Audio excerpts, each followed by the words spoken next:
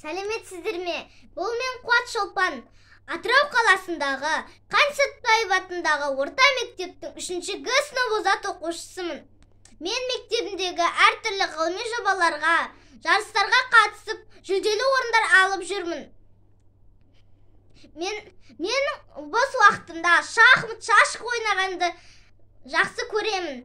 Өсімдіктерді, гүлдерді жақсы көремін. Мынау менің өз қолыммен еккен лимоным. Мен әдеби кітаптар, ертегілер оқығанды өте қатты жақсы көремін. Енді мен сіздерге Мұхтар Шаханов атамыздың өлеңін оқып берейін. Мұхтар Шаханов, әке үкімі, шоңбал жігіт кіріп келді ентелеп. Әке, деді кірген бойда еркелеп. Жүруші едің маған ылғи өкпелі, киюші едің мал болмайсың деп мені. Сол сөзіңді сірә қайтып аласың ау шамасы. Атшулы Баймағамбет сұлтанның маған берген сыйлығына қарашы. Төрде отырған әкесінің алдына маң-маң басып барды да алтын жіппен әдіптелген жағасы сұр шүкті тастай салды баласы. Я, сөйледі әкесі. Қандай ерлік көрсеттің? 2 ай бойы қане қайда жол шектің? Баласы айтты, топ бастадық 4 адам. Мұхамбеттің жақыны ықыласты үгіттеп, мақтап қағып арқаға, қосып алдық ортаға.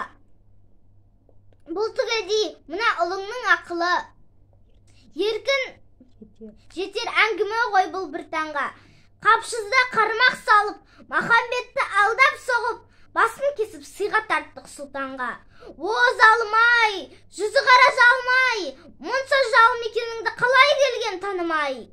Бұдан өткен зор қасірет болар ма? Бұдан өткен зор қасірет болар ма? Деп әкесі жас үйірді жанарға. Ұясына күн түреді батқалы, түксиеді меңіреу құм шатқалы.